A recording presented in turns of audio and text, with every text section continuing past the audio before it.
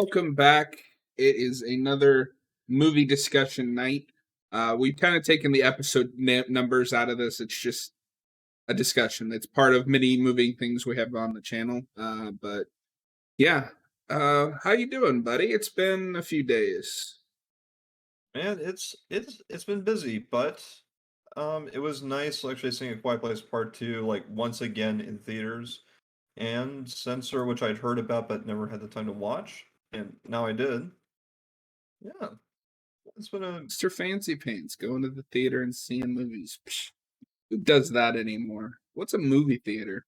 eh, it's some outdated venue where apparently you have to pay overpriced one-time use vouchers to actually see a movie. Yeah, I think we owe money to Red Letter Media now for that Yeah. one. But yeah, so I watched both Quiet Places and Censored today. So my brain is still a little fuzzy because like information overload. Um, Not a lot of news this week. However, I don't know if you saw, but I did play the Back for Blood beta on the channel. And I think that's going to be a promising game for multiplayer because it's completely cross-play and it's just Left 4 Dead, but with modern sensibilities. I'm really excited for the full release. Could be a good thing. Yeah. If you guys are curious about how the game went, feel free to watch it. I did leave that stream up on the channel. It's about a 2-hour stream. Forgive me for being like half dead in it. I had been up since 6 a.m., but I think I did okay other than stupid mistakes because I was tired. So yeah, I think we're just gonna jump into it today. I guess the other announcement we do want to make is Milton and I are going to record a Friday the 13th commentary this Monday, and it will be up for Friday the 13th. If anybody doesn't know, I am a huge fan of the Friday the 13th franchise. And Milton, you've never seen the original Friday the 13th, right? No, John, I haven't, but I'm looking forward to it. I understand that the first one doesn't exactly set all the precedents for the franchise that like part two set, but it'll be good at least seeing where things began. So, just out of curiosity, then, how much do you know about the first Friday the 13th? I understand that the first one, the mother of Jason is the No. main villain, so Okay. I know that. Damn. Yep. That's one of Uh, those twists I feel like everyone knows, but then I'll come across the commentary or like a review of it and they didn't know the well, twist. well, John, you also had me listen to Ice Nine Kills as well, so I Eh. mean, I would know it just by that as well. Yeah. But yeah, I'm excited. I'm gonna rewatch it before the commentary. You can if you want to, or you don't have to. It's up to you. But yeah, look for that next Friday. It will be scheduled. That is not gonna be done live. I've been interested in doing just more pre-recorded content as well. And now that I know you're off Mondays, maybe we can do more stuff on Monday evenings. But yeah, we're just gonna jump straight into the movies. Milton, I'd actually like to start with Censor instead of A Quiet Place. Release dates are so close to each other. I don't think it really matters to do it by release date. What the hell did I just watch? Sir, you watched a psychological thriller about a woman involved in the censorship industry, um, mandated by law in the UK to basically cut and recut certain movies that apparently like don't exactly meet the social guidelines of what movies are supposed to be back in the day. Um, she basically has deep family trauma. It kind of comes to the surface as tensions rise in her job, and eventually she becomes what she hates because of the darkness that lays inside of her. Okay. I wasn't even joking about that. I legitimately had no idea how to like what to make of this movie once it ended. Mm. So, but let me ask you this because I was thinking this. Did you get in the Mouth of Madness vibes from this movie a little bit? Yeah, a little. You definitely like as soon as they talked about trauma and how the brain can rewrite how one processes things or remembers things or whatnot, I know because that's a story device. I have to immediately question everything that's going on in perception. and especially towards the end, that things are not as they appear to be. Mhm. It's inside the character's head quite a bit, Yeah. So but yeah, but there's I like have little pieces here and there that hint that nothing's quite right up there. okay. Yeah, this is definitely a movie that made me question how much of it was real. Much and I said, I got In the Mouth of Madness vibes. I think this is a lesser it's not as well done as that movie. I know I liked that movie quite a bit more than you, but I feel like parts of it were rushed because you've got this slow build up like in the first half, right? And then there's this moment where the light switch like flips, and then you're just thrust into an entirely new status quo. And that's when it really gets weird, right? Like you can't tell what's the movie, what's real life. Well, it's tough to judge because it's not quite supposed to be a crescendo. It's about the slow build up of tension to see when a person finally snaps. And then once a snap happens, then things would normally be fast paced. Now, is That's it a interesting. satisfying conclusion? Mm, It kind of I goes a don't. bit with the heavy handedness of what they're trying to say. Granted, a message I agree with, but I mean, depends on how you feel about it. Mhm. And keep in mind, folks, I think for both of us, this is first impressions. Like I've only seen this movie once. I literally just ended it at 550. Um, yeah, I kind of wish this movie had been a little longer to flesh out her breaking point more because that first half was this really well paced psychological horror. Um, she's starting to unravel, but then it just seems like we don't get a breaking point. It's just we skip the breaking point and go straight to she's broken. And also, I wondered how much were the actors and the like her director of this movie that they're making in on it because they all think that she's Anna Lee, but Anna Lee is already there. It, Alice Lee. Alice Lee, But sorry, yeah, Alice Lee. no problem. Close enough. Um, it's tough because you're definitely in a psychological horror or thriller. A lot of the stuff that goes on in the character's head usually manifests in some way in the diegetic world. Within this one, we get a bit of that, but yeah, I think it would have been nice if we got like a little more in terms of where she was slowly unraveling, perhaps even in the midst of the scene. Um, I think though it's not as if we don't get anything. We definitely get this whole um theming of basically being so into the movie, into your own head that eventually you can't escape it. Which kind of goes in the theme of like, are the video nasties a good influence or a bad influence, or are they neither? And it just depends on the person. Yeah. So it's not as if we can't see what the movie is, I mean, understand what the movie is trying to say, but in how well it says it. I guess we should start at the beginning. This is obviously, and this is what intrigued me about this movie. I heard about this on Twitter about this film, and and when we started scheduling things out in advance, I was like, oh, I really want to cover this movie. This takes place in the '80s in England during the, now famous video nasty era.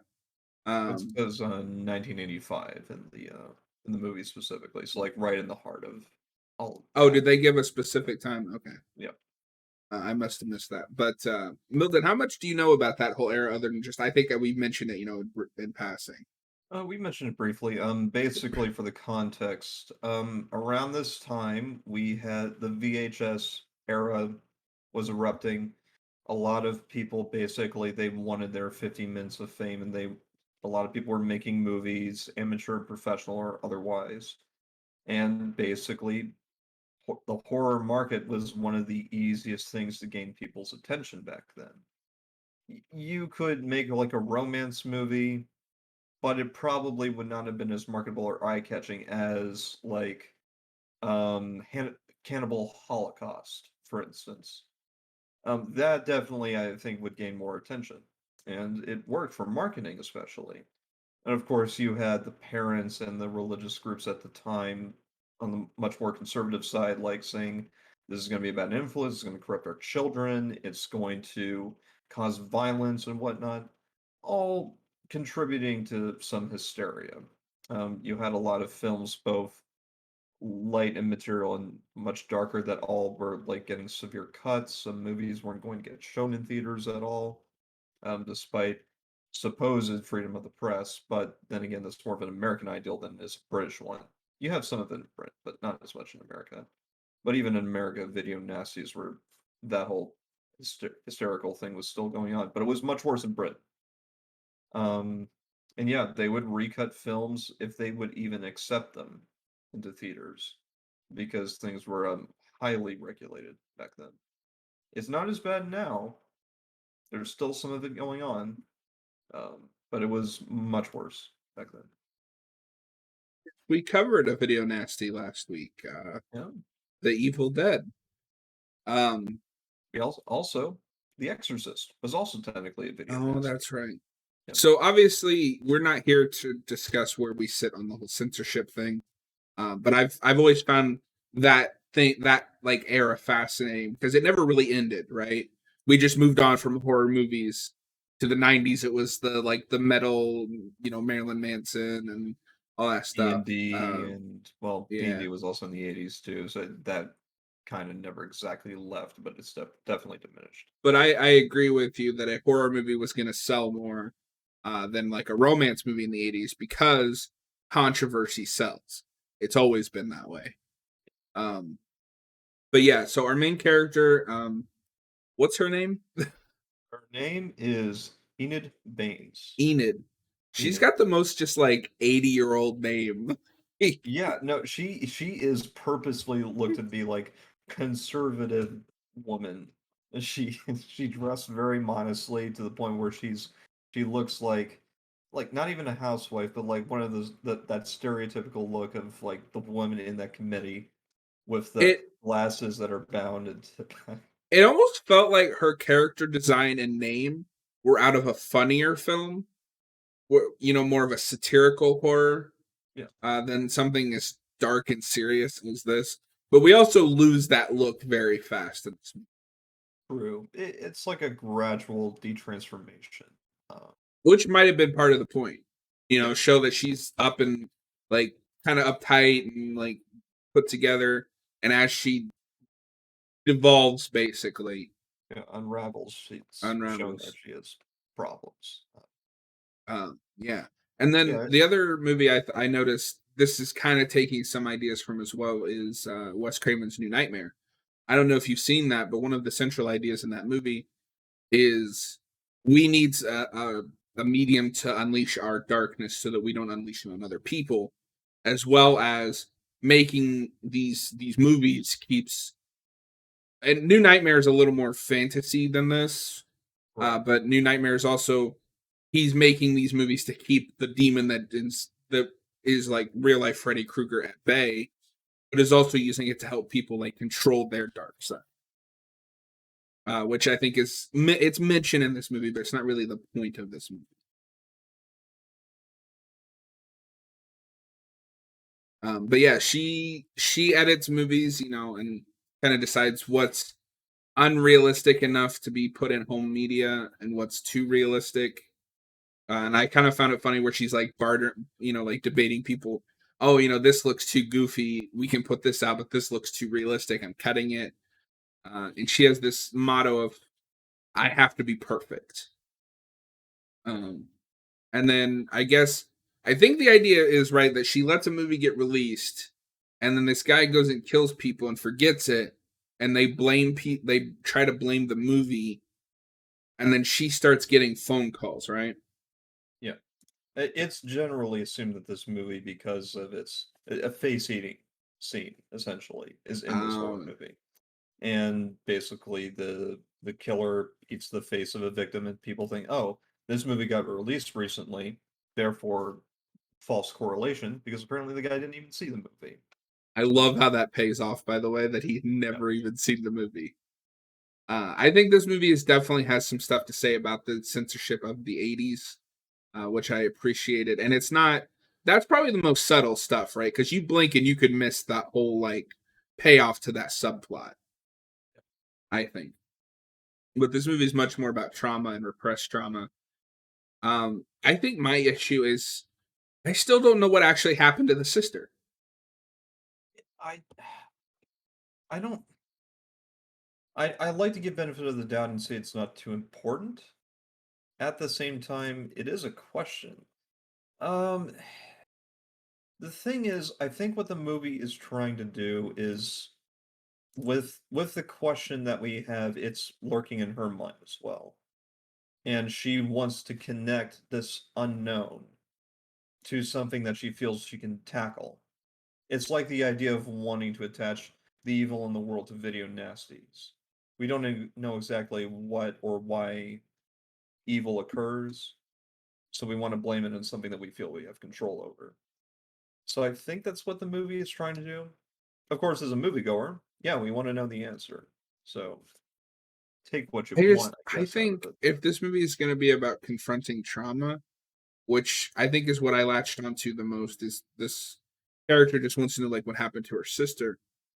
I need to know why she feels guilty, and I need to know what happened so I can understand the character's point of view.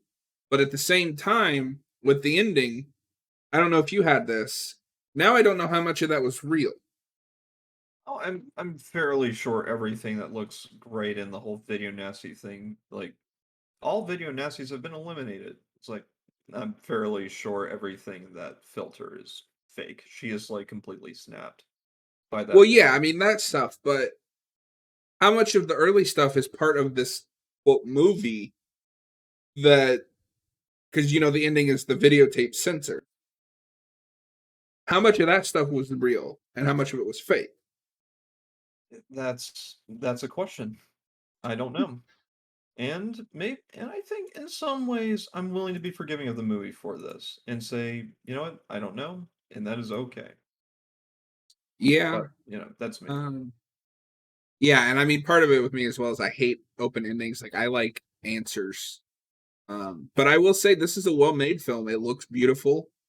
There's certain shots that look amazing, and when we get to the part where it's like half movie, half movie within a movie, I love how accurately they kind of recreate that 80s feel. It's Oh yeah. probably some of the best of that I've seen of these. We're nostalgic for the 80s, although this movie's not really nostalgic, if so to speak.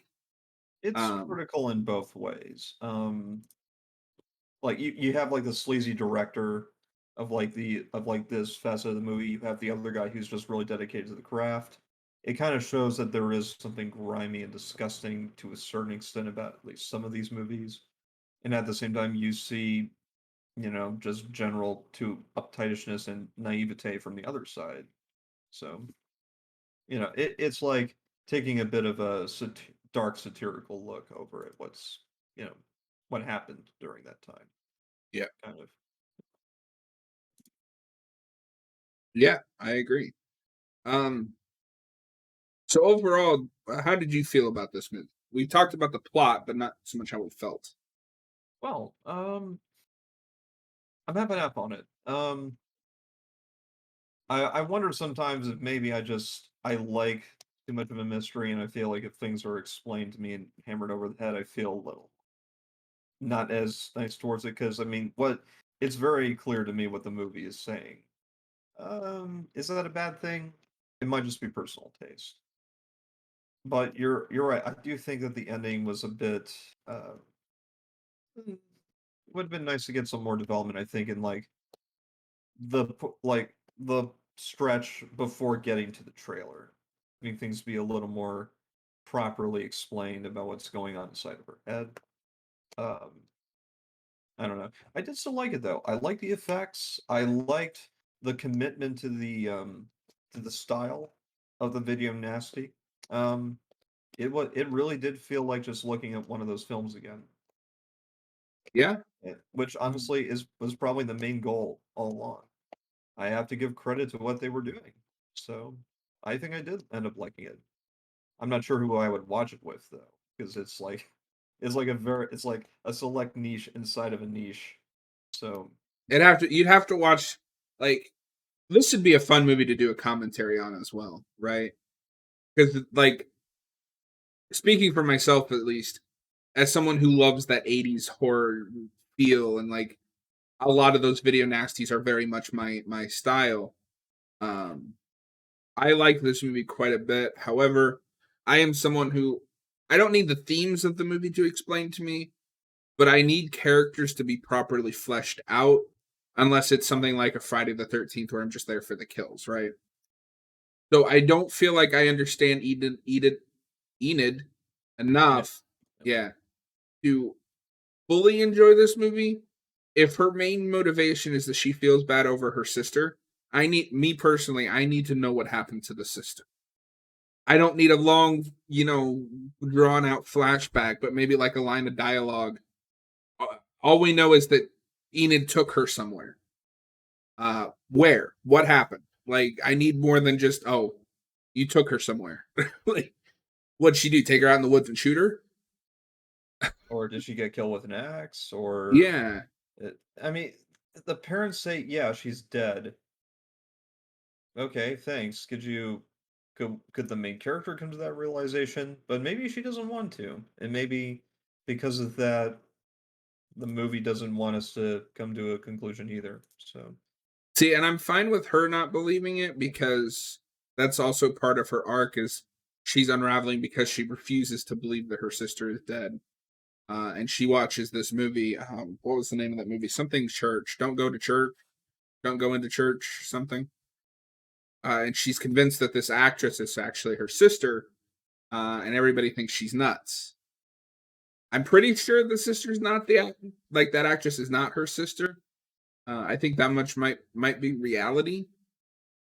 Um, but yeah, I don't know what to make of some of the character stuff in this movie because I don't know how involved in her sister's disappearance Enid actually was. it's like she feels guilty about it, but we don't really get details about why she would feel guilty. Mhm.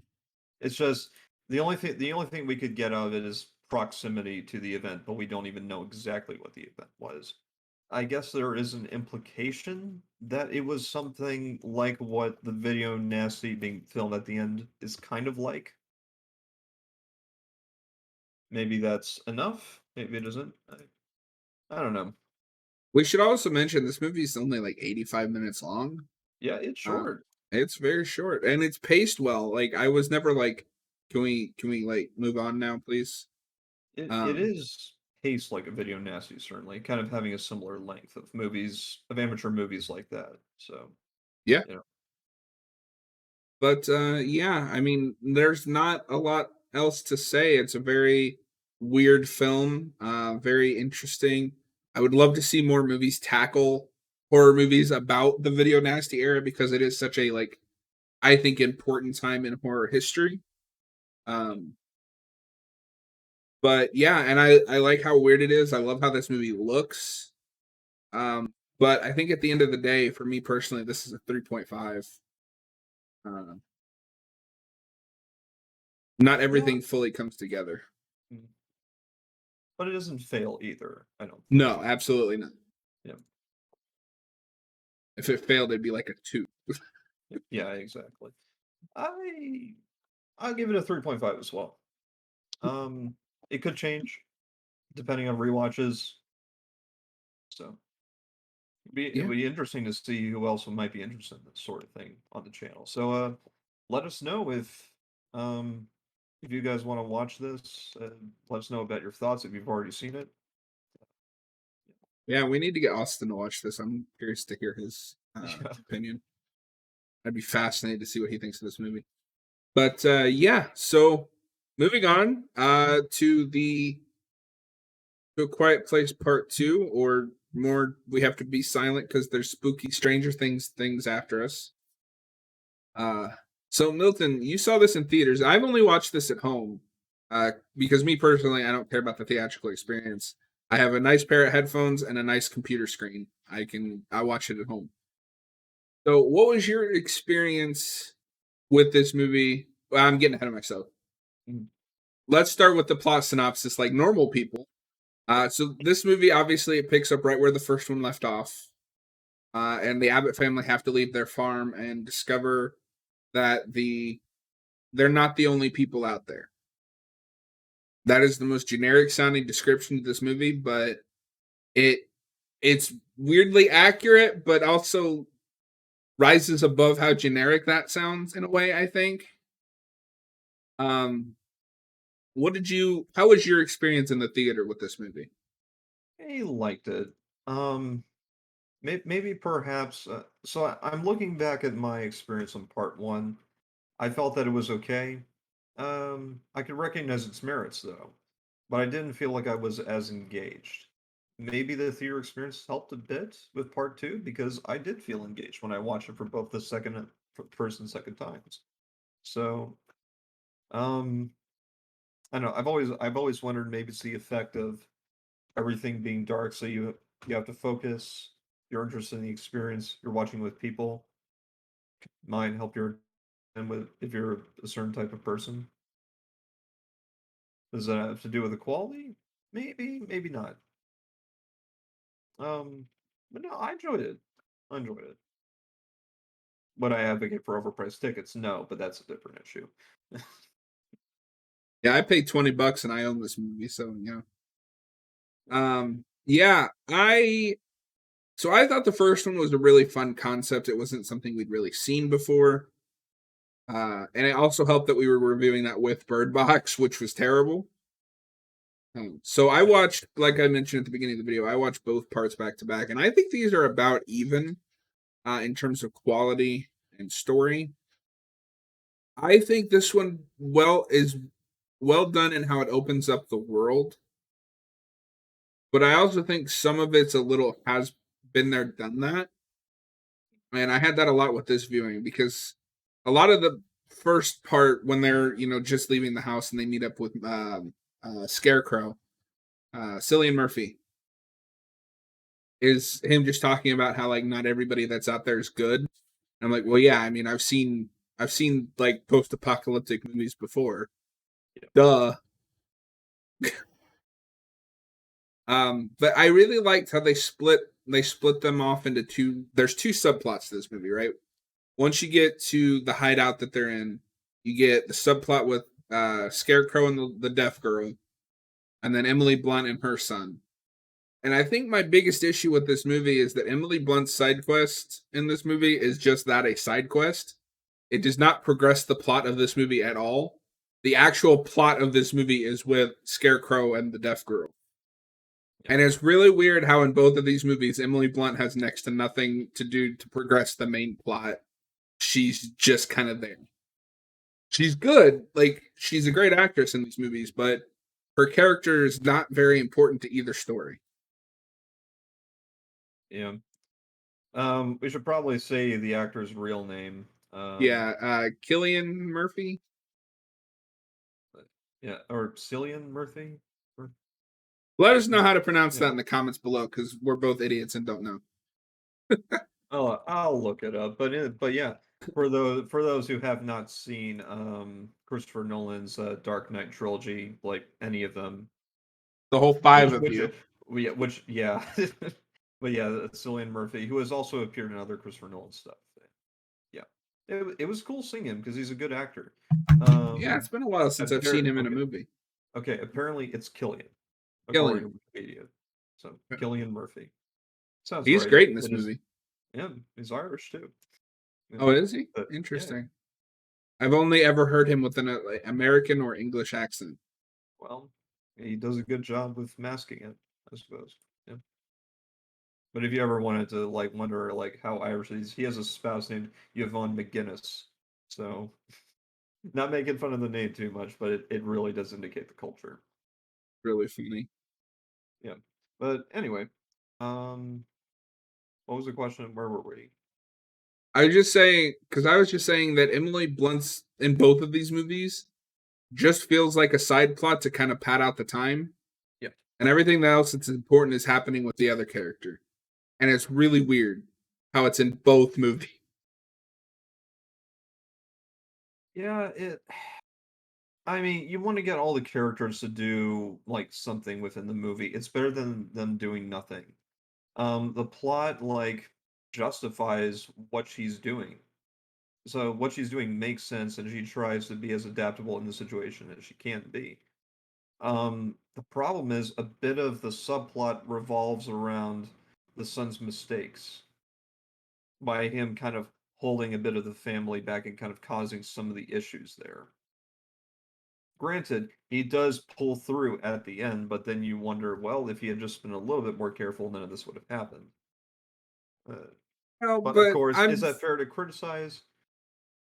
But you never want to empathize with someone like despite their mistakes as a movie character. So I don't well, know. but you also have to take into consideration he's barely 10 years old. Very Like, true. I don't know about you, but I was doing all sorts of dumb shit at 10 years old. Oh yeah, no, it's not too much of a critique. You just wonder, okay, I'm being bound to the situation because of the mistakes of the character. Regardless of it being 10 or not, do you empathize with the character? You know, To a because certain degree, yes, because um, I think they're mindful how a 10-year-old would act minutes after, not minutes, but like hours after losing his father. yeah, Um, that's fair. but yeah, I don't know personally. Like every time they'd cut back to Emily Blunt and the kid. I'm sorry, I don't know your name, kid, but you're great in this movie. Don't get me wrong. I was just like, okay, can we get back to the main plot of this movie now? Like a sitcom, it's got like an A plot and a B plot. Um, shoot, what's his name? Noah Jupe Oh, okay. or Jupe, probably Jupe, I think. Also, I think I don't know. After watching these back to back, I think this one also pushes the suspend your disbelief more than the first one does. I Probably. hate to nitpick movies because I usually like to take a movie on its own terms, but their solution to me seems very impractical. They're just gonna leave that hearing aid up on that radio tower and let it play constantly.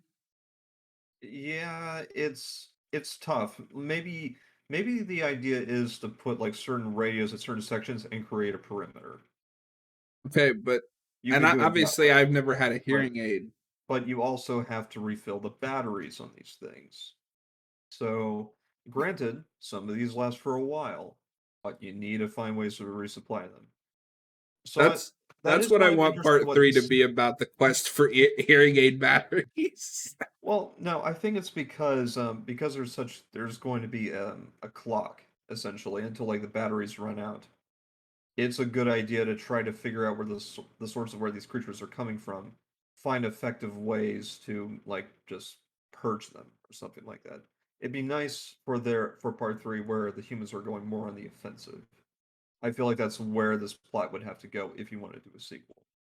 I mean, that's what it would have to be, but I worry about because this one, like I said, this one is already pushing the limits of my suspension of disbelief. Um, with the hearing aid and well, mostly with their final solution, at least at the end of this movie, right? Because I can see it now, and we've seen this happen in countless movies. You set up this threat because the first two movies set them up to be almost indestructible. And I think the idea is right. They've taken over like the entire world, or at least the entire USA, in a matter of what 9 months to a year. No, it was 400. Yeah, because I think in part one it says 470 some days later, which is like a year and a half.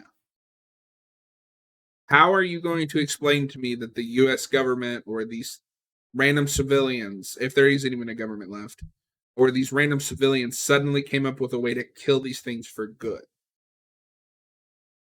It's hard. That's hard to justify. I can see now why Krasinski didn't want to do a sequel. Yeah, yeah, it it's definitely good sometimes to like leave well enough alone at a certain point. Just like give us a spark of hope to see where things could go in the future and let us um, speculate on where things could go. If you play it out, you really need to plan things in advance and like leave clues at the start to where you could go in the future and how things could shape up. Um, It's not like Lord of the Rings, for instance. We definitely know what the end goal is at this like at the during the first movie. It's all leading into each other. With A Quiet Place, you're not exactly sure where the end goal is specifically. You know what you probably might want to happen, but based on the limited resources of the characters, you're not sure of how much they would be able to accomplish. So, are we just going to have to end part three in the ways we've done with part one and part two? Well, then maybe we might get a bit tired of these movies if we're just. It's like trying to recreate catching lightning in a bottle. It's not effective. I would compare the first movie to, I'm just going to use Halloween for an example because we're getting the like sixth Halloween too. Halloween is a very simple film that is more about the experience of watching it than the actual plot. It's fine. That's also what I feel the first A Quiet Place is about. It is about the experience. You've never seen anything quite like it with like the sound design and the short and the ugh. And the whole gimmick was how they edited the sound to reflect what the characters are doing, right? But the story is not very deep and complicated. It's just a bunch of people hanging out on a phone. What do you do with a sequel? There's nothing to build on that. Well, you destroy the farm, so to push them out and get them to explore more of the world. Great. But there's still not a whole lot going on. In fact, Nope. it seems like highly coincidental that a family friend that you guys happen to be close with happens to be close enough to you where you could actually encounter him and convince him, to help. What if they had encountered one of those savage people? Well, who we never meet, by the way. Oh, no, that's not true. I Yeah, forgot about the boat scene. yeah, the doc. Yeah. It's just a good thing they had that conveniently timed flashback to show us that Cillian Murphy was in this movie before he became a main character. Yeah. Which the flashback was wonderful, by the way. It was good to see John Krasinski again. I wonder if he's shooting himself in the foot for killing his character. Because I feel like you only do that if you don't think you're going to do a second one. I think that was probably the original intention, but I mean, it is what it is. Because, I don't know, I hate to sound mean, but when you bring in another male character who is basically the co-lead with Emily Blunt, it makes me wonder if you just distrust Emily Blunt's ability to carry the film on her own. Um, Say that necessarily. Maybe, but uh, I don't know, just they maybe I'm way off base here. But I feel like if you're gonna end it with that, then you have to do a sequel. The sequel would be Emily Blunt and her kids going to find a way to spread this weapon that they've discovered, right? I guess they just really liked that plant. You know, I place guess. for a scene. She just Granted, hangs out there for the whole movie.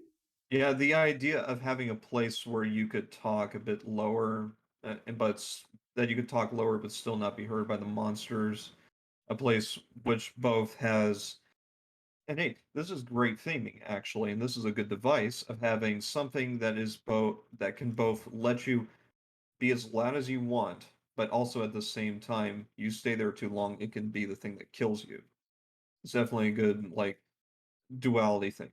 Granted, a movie that's full of cool things isn't exactly a great movie if the pieces don't all work together very well. So, And I almost wonder if they're even going to bother to bring back the Abbott family for the third one. Because I know Krasinski doesn't want to do a third. yeah, I mean, I'd be fine with this. I'd be fine with this just being a part one and part two. Granted, when I want to watch a part three, sure, out of curiosity. But if Krasinski's not going to be at the head of it, um, or if Emily Blunt's not going to get a whole lot into it, then what do you do? It's It doesn't. Paramount. They're going to announce 14 spin-offs and 16 more sequels to this. Weird thing is, it doesn't seem like franchise material to me. It's not. it's a decent like one shot, kind of like stretch into a two shot. That out of Yeah. morbid curiosity you could go for a third, but beyond that, there's not a whole lot you can do. It's so simple of a premise, but it's set in a very grounded world. It's not like And Game of Thrones or, you know, anything you could do with that, at least that I can think of. We've seen a million times in any other post-apocalyptic universe. Like there's not that much here.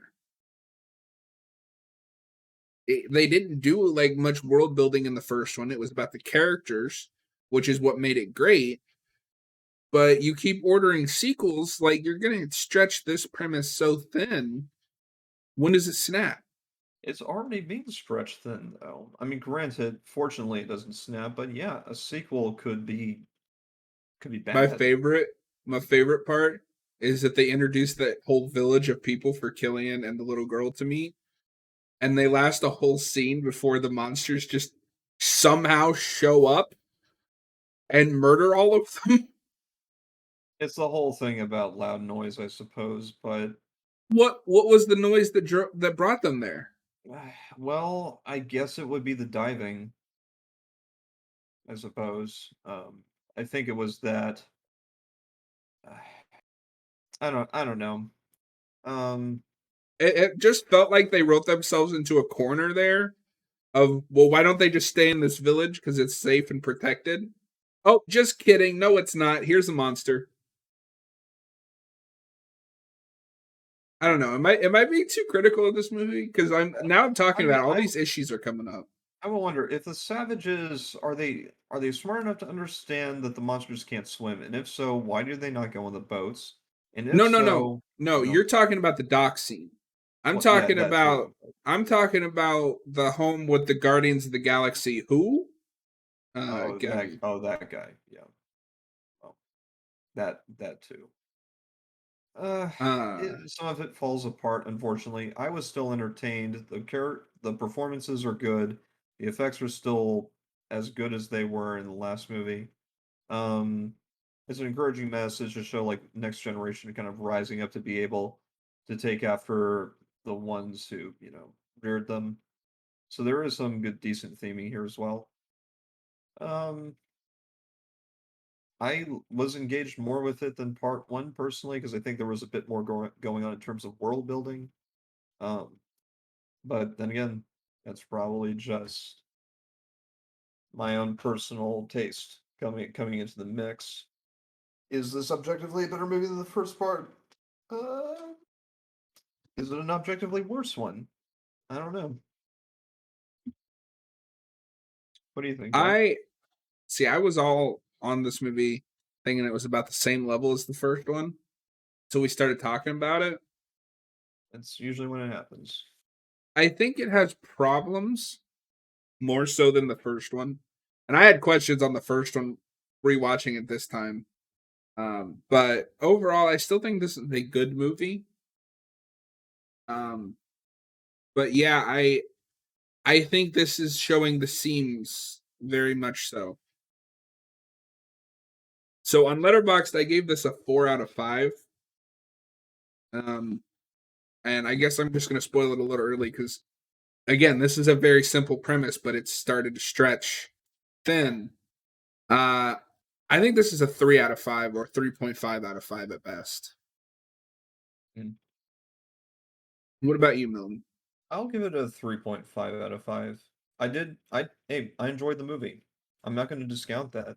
Despite the fact that I think that the premise is starting to wear a little thin, I still liked it. And it left me with an interest in seeing a sequel again, despite the fact that I don't think it's going to do very well. But it's not impossible though for things to get wrapped up nicely. Things I could still agree. work, but it's hard. Mm. Uh, I yeah. agree. I think if they do one more, it could work, but that has to wrap this up. Uh, just don't do more after 3. If you have to do 3, call it wraps there. Yeah. A Quiet Place Part 6. This time it's even more quiet. I never watched Censor, but the poster looks cool. Oh, hey, what's up, Teddy? Yeah, the poster was awesome. And I love that idea for A Quiet Place Part 6. This time it's even more quiet. Or like quiet, a silent place. A It's just a, silent but it's deadly just place. no, it's just a that too. Yeah, that would be part eight. But it's like a silent movie, being black and white. You only get like the subtitle cards like in the middle. I don't Mm. know. Yeah. Did you give it a rating? I'm sorry. Yeah, 3.5. 5. All right, I'm gonna stick with a 3.5 as well. I don't think 3 out of 5 is quite high enough. But yeah, overall pretty good week, but nothing amazing. Not like last week, where I think we had 2 really strong films. But yeah, thank you guys. Do just need to advise as well. Starting next Saturday, we will be starting at 6:30, just to help out with Milton's traveling schedule from work and back. And then tomorrow at around 7, we will be doing our Hellboy Volume 2, or the next 2 Hellboy stories, I guess Volume 2 and 3 in a way, review. So tune into that, and we will see you guys later. Thanks for watching.